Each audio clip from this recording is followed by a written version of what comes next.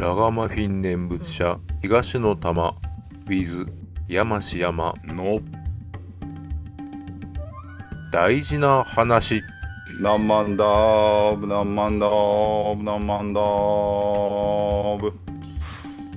ラガマフィン念仏者の東の玉です。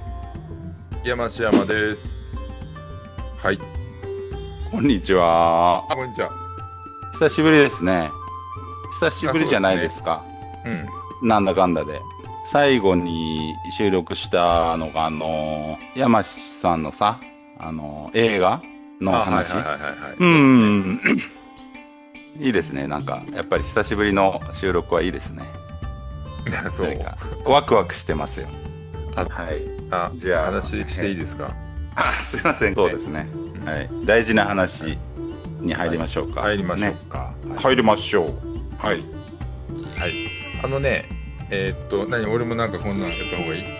いやこれはもう僕だけで十分です。大丈夫。はい。もう全然もう、そういう一人でいい。もうなんでお前やんないのかよみたいな。今日は僕のね疑問に答えていただけるとありがたいなという回疑問になんですけど、サンガってあるじゃないですか。サンガ。サンガね。仏教のサンガ。そうです。タマさんがね、グループのことをサンガって言ってて初めてサンガって言葉に触れたんですよ。ああ、そうかそうですよね。ただなんかちょっと調べるとサンガって重要なんだよね。重要なんですよ。肝となる部分というようなこともなんかこう耳に入れて、ただなんかまだぼんやりしてるので、その存在意義とか重要度みたいなの、サンガに参加されてるわけじゃないですか。なんかいろいろお聞きできればなーっていうところなんです。ああ、なるほどね。なるほど。一番大きいところで言うとね、まずは存在意義だよね。いまいちちょっとこうよくわかんないところがあるので、まずはそうだね。まずね、サンガと言ったらこのやっぱり仏法をねこう聞く人たちの集まりというね、じゃあみんなでさ、その仏法好きな人が集まって仏法の話をしましょうとかね、そういうものとはちょっと違うんですよね。で、何が違うかと言ったら、サンガにはやっぱり説く人がまずいるんですよね。その仏法を説いてくれるお坊さんね、お坊さんがおられて、で実際にそれを聞くサンガのメンバーがいると。だからさっき言ったような仏教が好きで、みんなで仏教の話をしましょうって言って集まって説く人がいないみたいな感じだと、ちょっとサンガとは言えないのかなという気はしますね、僕は一つね。で、あと一つね、私はその浄土真宗の南蛮打仏の教えを聞かせてもらってるので、私の所属してその浄土真宗のサンガということでお話、基本的にはお話しさせてもらいますけどね。でまずやっぱりね、今言った法をね説かれる先生っていうのがね、浄土真宗では全知識って言われるんですよね。全知識って言われるお坊さんですわね。お坊さんがおられて、でなんで全知識かって言ったら正しく法を体得し、正しく法を説いてくださるということで、まずその全知識という存在が大きいですね。全知識のもとに、集いて我々はね、そして仏法を聞かせてもらいながら、同じねサンガのメンバーのことをお道行とかね言うんですけど、浄土真宗のそういうサンガ集まりの場ではね。で先生から話を聞くだけじゃなく、そのお道行同士で、自分たちの信仰だよね。その気持ち、今感じてることとか、私はこういうふうに仏法を受け取ってますとかね、そういうのをみんなで話し合うっていうね、そういうことがねとても大事なんですよね、仏教ではね。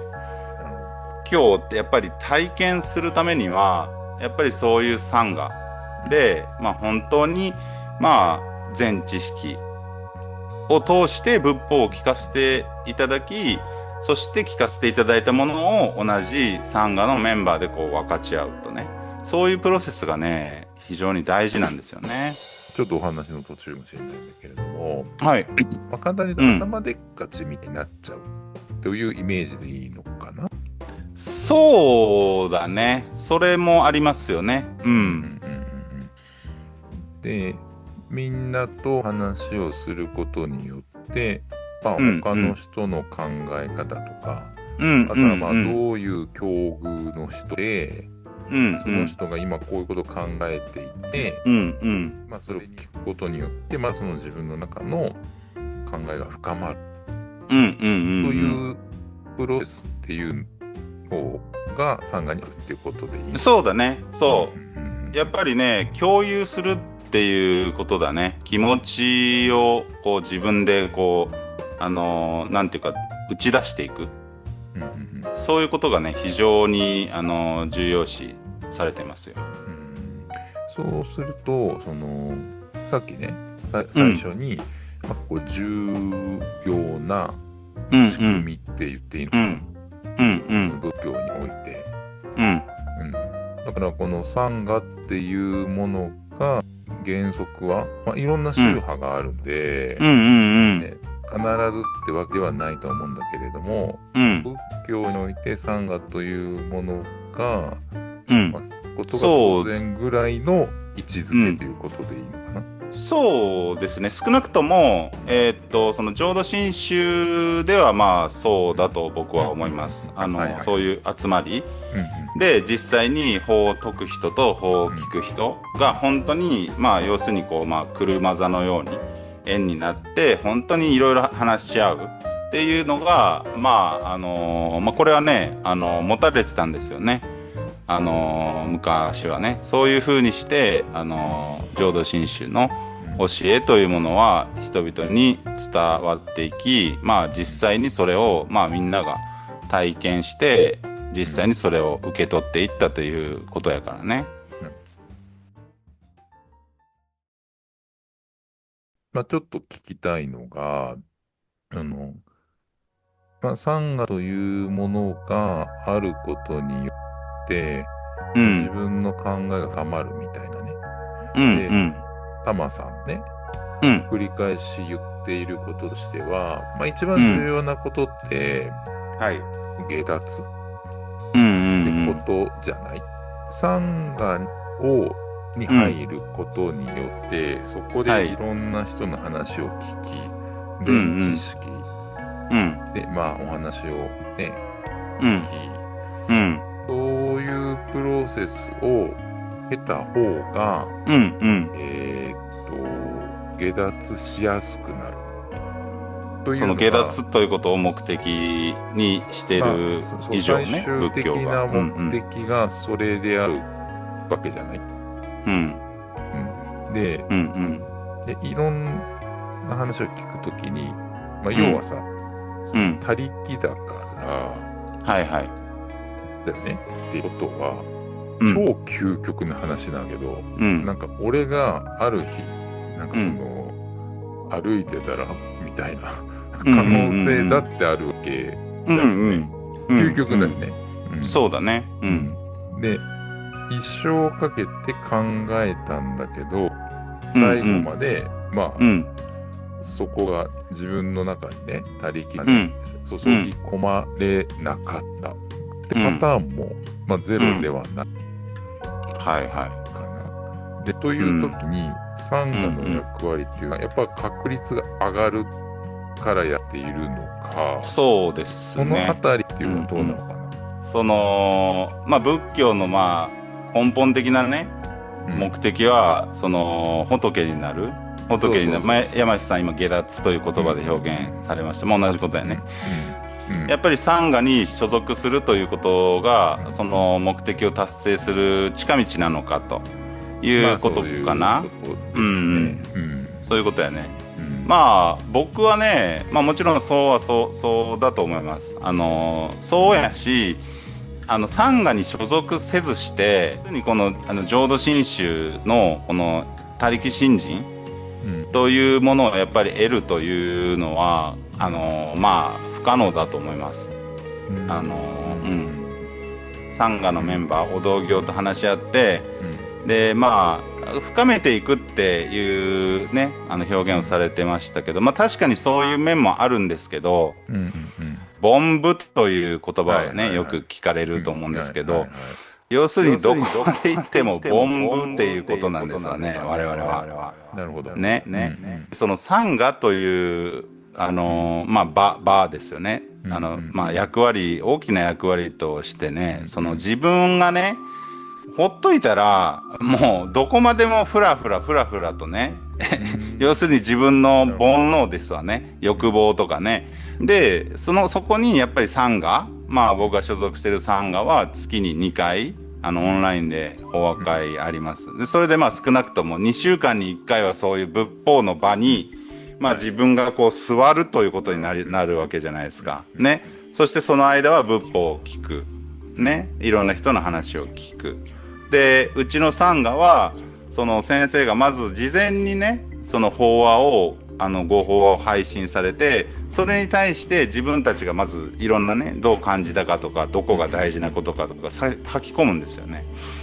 でそれ掲示板みたいなのがあってね、でそこに書き込んでそれに対してまず先生から法話会の前にそのフィードバックがあるんだ、音声で。で、その時点でもう要するにその時点でいろいろ仏法に触れている時間が発生してるってことじゃん。だからそうでもしないと、要するに人間凡夫というものは、もうずーっとフラフラ自分が好きなもの、僕だったらさ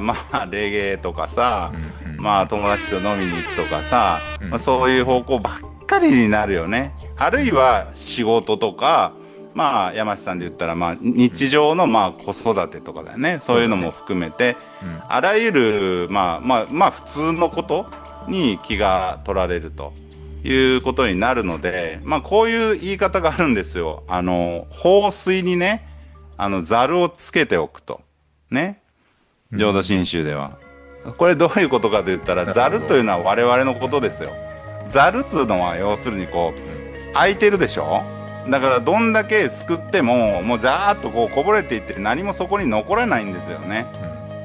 だから仏法を聞くということはそういう凡夫が仏法を聞くってそういうことなんですよ。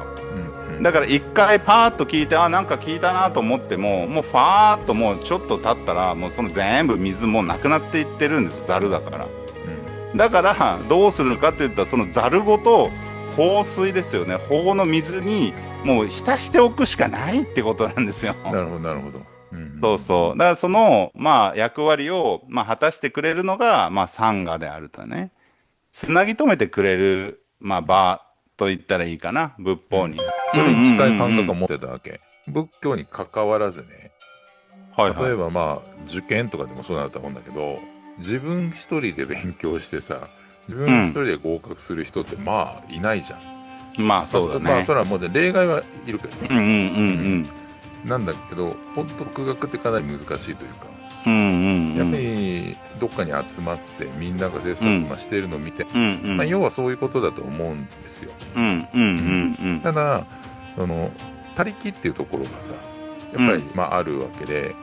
その他力ってさっきの繰り返しになるんだけど、自分がさその仏になるかどうかっていうのがさ分からないじゃん。さっきの試験の話で言うならさ、500点満点でさ480点以上取ったら、仏になりますっていうものじゃないじゃん。そうだね。でしょ。もう完全にこっちの力じゃない。はいね、阿弥陀様の力です。そうですよ。はいってことはこっちが何しても、要するにこっちが何かすることによって確率が上がるんだったら自力じゃんって思った。ああ、なるほどね。はいはいはい。そうそうそうそう。要するに、ボンブが集まりました。うんうん。で、どうにかして、仏になりたいです。うんうんうん。で、そのためになんか集まりましょう。で、全部俺たちが考えてやってることのように読めるって言った。いや、で、それで、近づく行為、仏に近づく行為になるっていう方が俺には理屈になってる。受験でもいいし、何でもいいんだけど、要は人間って怠けるから、なんか怠けない仕組み作って、でその中で専門性が高い人が一人いて、でその後の話を聞く、あるいはその専門性高い人は、もう仏になる準備できますと。そういう人の話を聞けば、それは確率上がるだろうというのはすごく納得できるから、むしろ俺はそっち派なんだけど、そこでその他力っていうね、究極俺たちには何も関係ないっていうのと、なんかこうコンフリクトするっていうか、着眼点がいいね。ただもしかするとね、という行為すらも俺たちの行為じゃないとすれば、コンフリクトは生じない。そうですね。はい、そうだね。そうだね。とも思う。そうですね。もうごめんね。ちょっと僕が味わってた今。山ちゃんの言葉を通して、もう本当にね、今ちょっと味わわせてもらっちゃってさ。要するに、じゃあそういうことを自分たちでその方が確率が上がるからやるっていう行為そのものが自力じゃないかというので、その後にでもそのものも他力なのかとね、そこですね、そっちです。はっきり言って全てそういうふうに我々は受け止めますので、阿弥陀仏の本願というその大きなねそのダイナミズムの中からしたら、我々の心に起こってきて我々がこうね起こすような行動とかね、そういうものはなんか自分たちの意思でやってるなんて思ってるかもしれないけどね、この大きな他力の力の中に我々はね生きさせていただいてて、僕自身が仏法とのご縁、両親のね死を通して、それは大きなご縁だったし、でそしてこの何万ダブのねこの、僕の先生に出会い、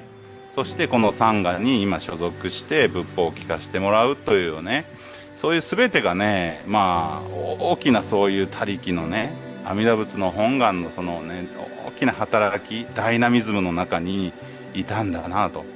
いうことで、もう山ちゃんももうその真っただ中に今いるんだなと僕はね思ったね。はい、ごめんね、一人でありがたくなっちゃって。だからそういうことですよ。要するに 100% 他力と我々はね受け止めて、本当に凡夫の側に何もできることはないと。不思議な世界でしょう。でもなんかね、ちょっと前に話した時も言ったけど、